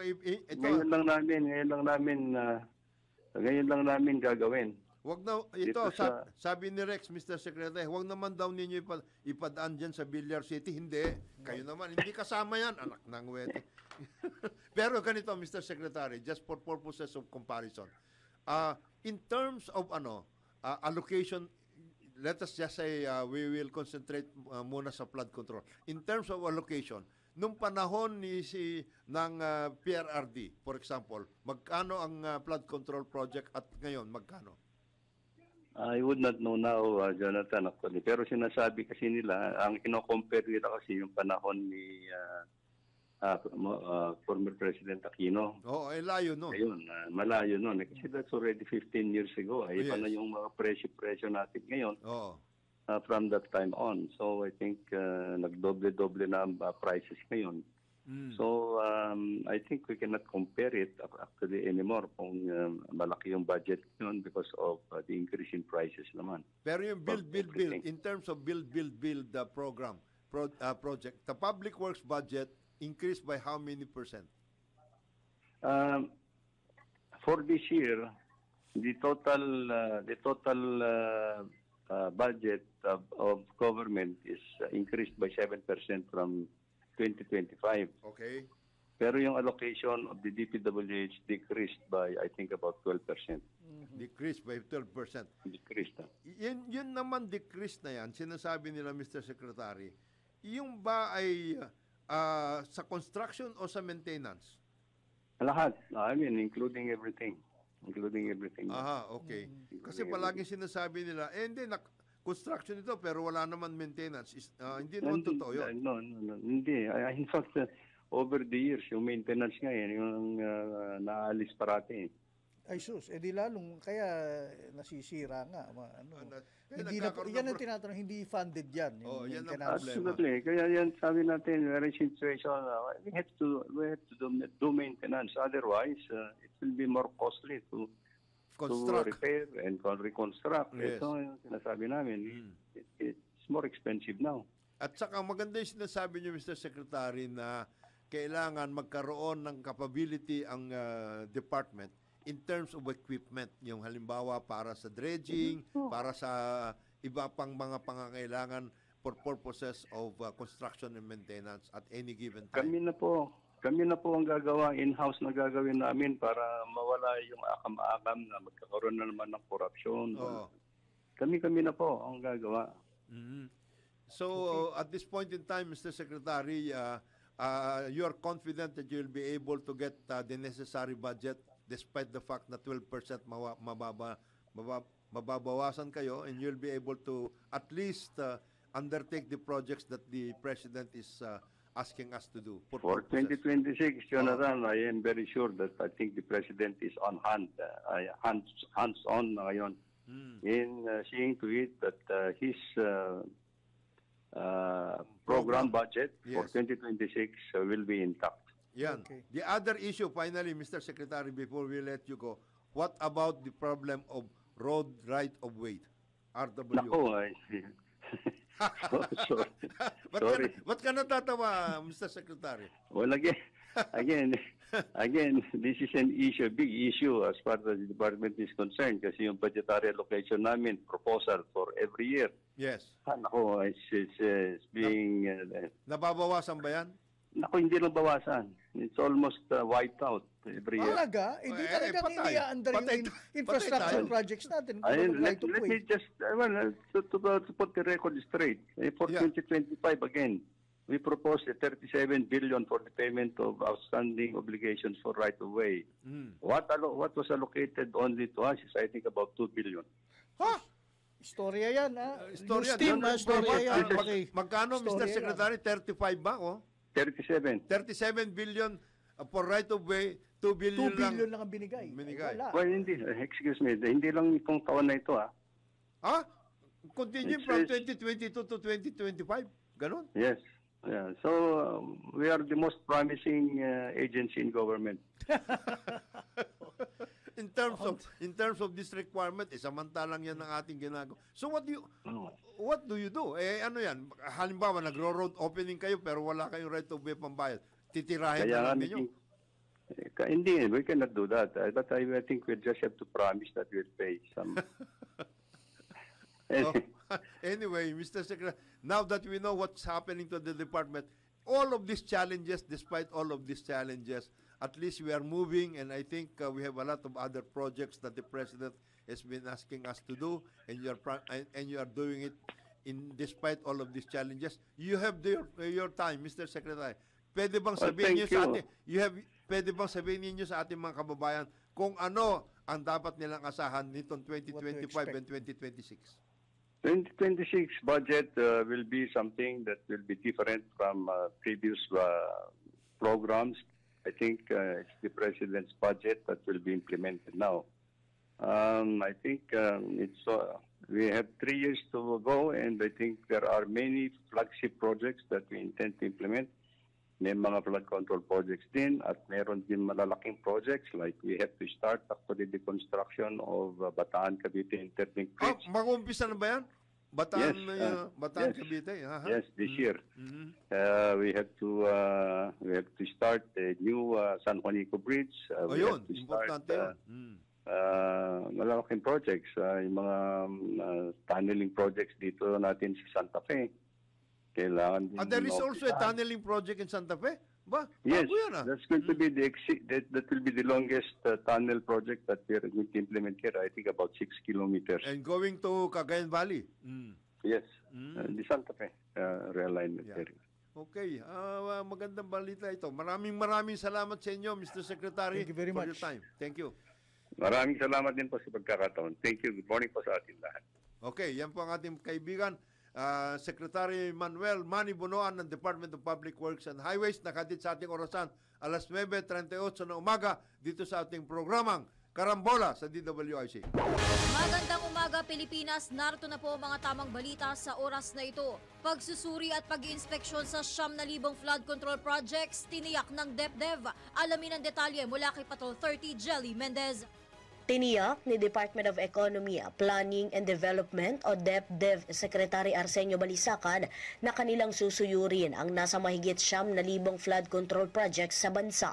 Ito'y bilang tugon sa direktiba ni Pangulong Ferdinand Marcos Jr. kung saan ay kanilang uunahing inspeksyonin at reviewin ang malalaking proyekto mula taong 2022 hanggang taong 2025. Anya bahagi ng kanilang estratehiya na tukuyin kung naitayo nga ba ang bawat flood control projects kung ito ba ay gumagana o partially operational, may sira, at kung natutuganan ba talaga nito ang pagpigil o pagpapahupa sa pagbaha.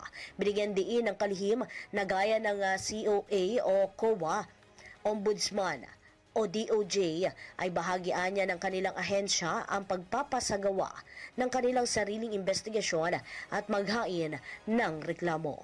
Ito si Patrol 30. Jelly Mendez nag-uulat para sa Impilang May Taudong Lakas sa DWIZ.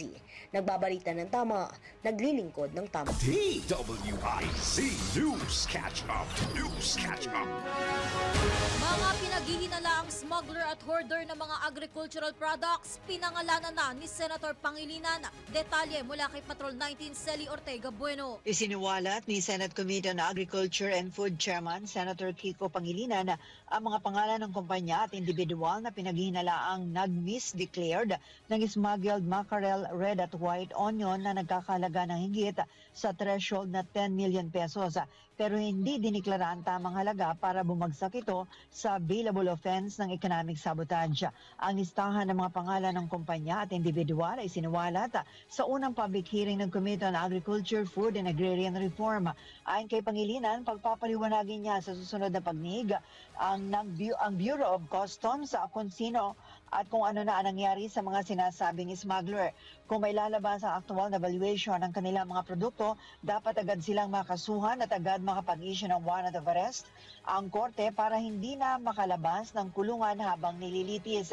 Ang mga tinukoy ni Senator Pangilinan na suspected smugglers at hoarders ng agricultural products ay ang mga sumusunod: ang 1024 Consumer Good Trading, Birches Consumers Good Trading, EPCB Consumers Good Trading, Quinstar Industry Consumer Trading.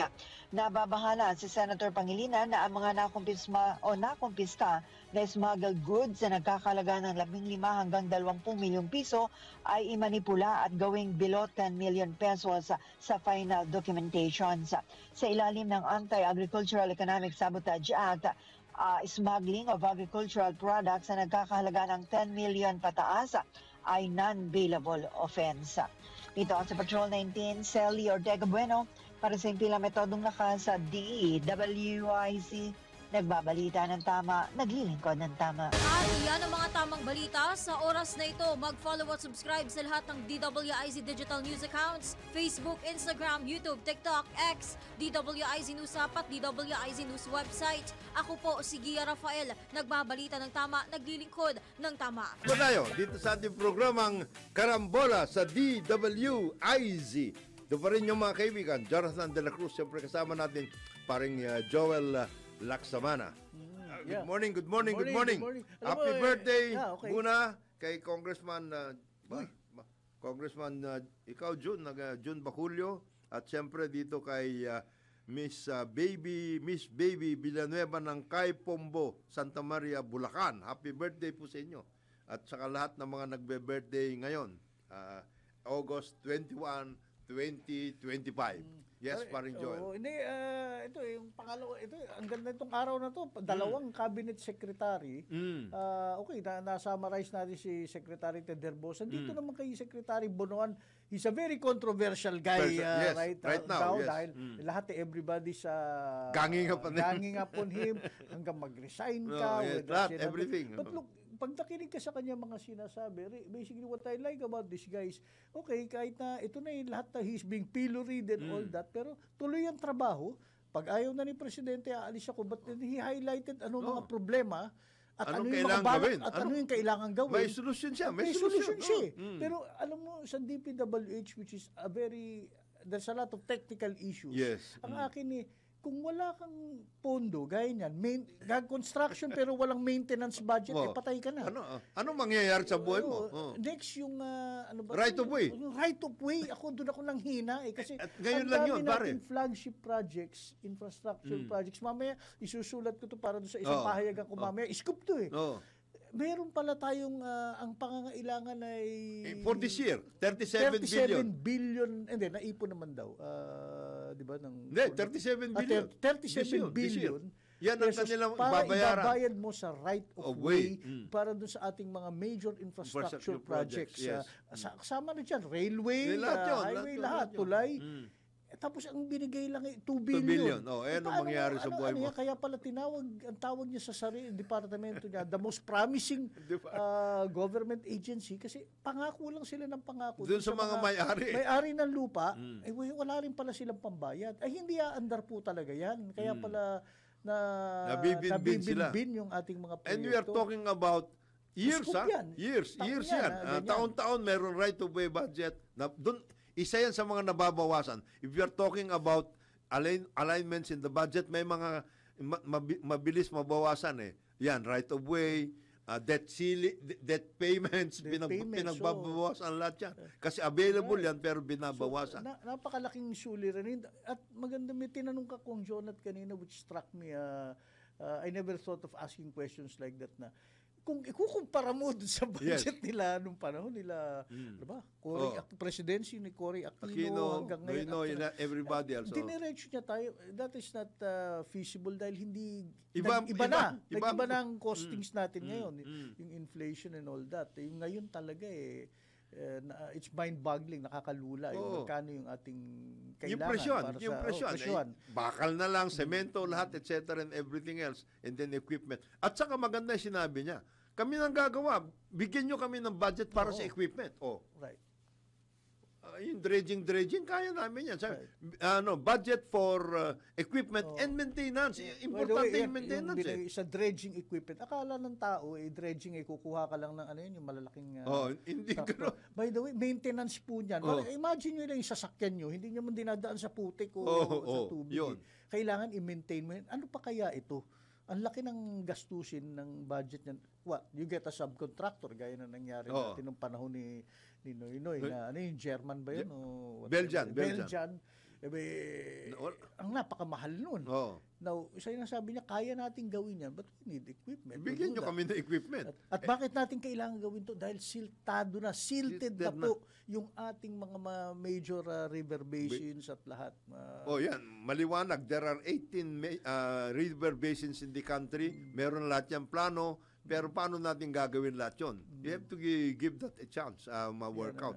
And then, yung the holistic approach to flood control. Isa pa po yan. Itong pagbabaha po natin, nafo-focus tayo, batuhan ngayon ng batuhan. Sa construction. Tapos meron tayong mga righteous indignation na mga na flood. Bakit binabaha? Mga taga-subaybay, mga kababayan, kaya po tayo binabaha. Holistic po ang solusyon to. Tayo may kagagawan na yung mga bundok natin kalbo na, yung mga waterway natin siltado na, at yung mga basura natin nandiyan sa mga kalye natin. Yun po yun. Kaya tayo binabaha. Tapos wala tayong maintenance dun sa mga ibang areas at lahat. Hindi lang iisa yan, flood control. And even if we had the best flood control, okay, possibly, gaya sa Singapore, meron silang malalaking chamber ng impounding. Pero, Diyos ko, alam niyo ba kung magkano ginagastos sa Singapore para doon? Para doon. Di ba? Wala tayong billion yun. So, I mean, hindi dinidepensahan natin itong si Secretary Bonoan. Looks like he is perfectly capable of defending himself. In fact, for somebody, ilan to? He's 80 years old pala, no? Bilib ako nandiyan ka pa rin, sir. Yung hinaharap mo pa rin yung... Si Ted Berlosa kanina, Secretary Ted, ito boy bibong tunay na may ginagawa. May nangyayari. Yan ako'y nasisihan pag napapakinggan siya. Pero si Secretary Bonoan, maraming problema. We have to admit that. I mean, you can get somebody else. Sige, lagay nyo kayo na. Dati nga, nilagay nyo, dating senador, lalo wala nangyari dyan. Diba? Ang ginawa, yung para sa kanila lang, yung para lang sa Las Piñas at whatever. Diba? Yan. Ngayon, yan, paring Joel, yung sinasabi mo tungkol sa Parañaque, Las Piñas, magkakaroon na ng spillway. Yan. May spillway. Pero, hindi gumagalaw itong mga LGU dyan. Mayor Olivares. Sino ba Mayor na Las Piñas? Hindi na. Naghihintay yun. Mayor Aguilar. Mayor Aguilar. Ayun na, ang bola pala nasa korte nyo. Ibig sabihin, yung dating mayor kasi sayaw na sayaw. Si Eric eh. Ngayon, si Edwin Olivares, please. Ayusin na ninyo yan. Ayusin na natin, kaya pala tayo nagbabaha po dyan. Huwag na ninyong hintayin na papuntahan pa kayo dyan at magkaroon pa ng... Okay, anyway, ang ganda nito ang ating interview. Pero gusto ko sanang tapusin to if you're, with your indulgence. Yes, please. I mean, it's August 21, pinag-usapan natin Ninoy Aquino. In a separate podcast, pinakinggan ko, kaibigan ko to si John Neri. Si John. Si John. They have a program, kasama nila yung pamangkin yata ni Ninoy and all that. What would Ninoy would have done? Dahil nung And maganda yung mga his best chance would have been in 1973. Isa naman, it should have been in 1986. Ang akin, sa totoo lang, Ninoy Aquino, God bless his soul, he's an intelligent man, great man, but giving all of these ideas, at nakita natin yung history mula nung 83, 86, all the way down, I don't think he would have done anything spectacular. I'm sure naawa ako kay Cory Aquino nung panahon na naging presidente. Mukhang hindi siya handa at napaligiran siya ng mga tao. But if Ninoy was there in 86, at he would have appointed the same guys, di ba? He would have mga kaibigan niya to lahat. Sila Mitra, sila of course. And would he be able to achieve spectacular results? Or gaya na to sinasabi nila, paring John? Well, not to pillory him, pero I would say, ganito kasi yan. At meron din siya mga utang at pag kailangan Hindi, in the first place, whatever happened, halimbawa, yung sinasabi nga natin, nung nag-declare ng martial law, sabi ni then Senator Aquino, had he been in the place of then President Marcos, he would have done the same thing. Because we wanted, at that point in time, we wanted to hold the country together. We were already we were disintegrating as a country. Actually, kilala rin niya sila Joma at sila Bernabe Buscay. May subversion, merong Muslim separatism, etc. Kung hindi ka matindi doon as a they skirted that issue sa podcast tapos na yun, pare. We could have disintegrated as a country. Number one yun. Number two, in the meantime, having had that kind of situation, martial law, did we or did we not progress in terms of, at the very least, infrastructure and food? Pwede natin masabing yes. The same din ang gagawin niya. The same din ang gagawin niya. Infrastructure build up because at that time, we were able to hold on and work out things properly and build it on a massive scale, not being bothered by any other problem except the funding. And then also masagana 99 yung mga housing projects, food security projects. He could have done the same thing. Ngayon, the only difference is nagkaroon in 1986 from then on. It was a very rambunctious democracy that we had. Pare. Napakahirap gumalaw on that basis. Mahirap gumalaw. Yung every step of the way, mayroong banat sa'yo. Tingin ko si Ninoy Aquino took advantage of that rambunctious atmosphere at that time. But he would have realized, at tingin ko, ganun pa rin. Na pagdating niya nung in power ka na, sabi natin nag-ibang, nag-time travel tayo, at siyang naging ganun din. At inamin niya nga yun ganun din ang gagawin niya. I mean, kailangan ng konting kamay na bakal dito. Although, sinasabi nila ng mga dilawan na, mga kaibigan na, he would have done it in a different style. What style? There is no such style. Nakita mo ng Pilipino. It's not the style. Either you do it in such a way na... Either you do it now or you don't do it. Next, ko nga the other day I was talking about the lim-sing solution. Si President Marcos had that. By one shot sa TV mapanood, tapos ang boxing. I don't know if Ninoy would have had that in him. But possibly he would. Dahil baka mas maano pa nga yun. Baka mas grabe pa nga. He would have done several lim-sing siguro. Yes, lim-sings. Kasi yan ang kailangan para sa Pilipino manampol ka talaga. Manampol ka. Yun totoo yun. Importante. Pero in the meantime, ay, galing ng ating araw. Nakita mo na. Paring, ito, kailangan ikaw mag-describe nito. Putya na, pare. Napaka-nati ang ganda. Nati, ng, nati, natily dressed. Matindi ito, matindi. Angkor lang yan. Pero, ayan. Pero, Nakikita mo na. Talagang matindi dating. Yaping-yapi ang dating. Pero wala na po tayong oras. Kami po ay nagpapasalamat sa inyo sa ngalan ni Paring Conrad Banal, si Paring Joel Laksamana. Ito po inyong kaibigan, Jonathan De La Cruz, na nagsasabing hanggang bukas po dito sa ating programang Karambola sa DWIC. Huwag ko kayong alis. Nandyan na, Nati. Matindi ito. Oh. Talagang matindi. Of that word, Nati. May workout. Ang ating kaibigan, Daryl Justin sa Ronda, Pilipinas.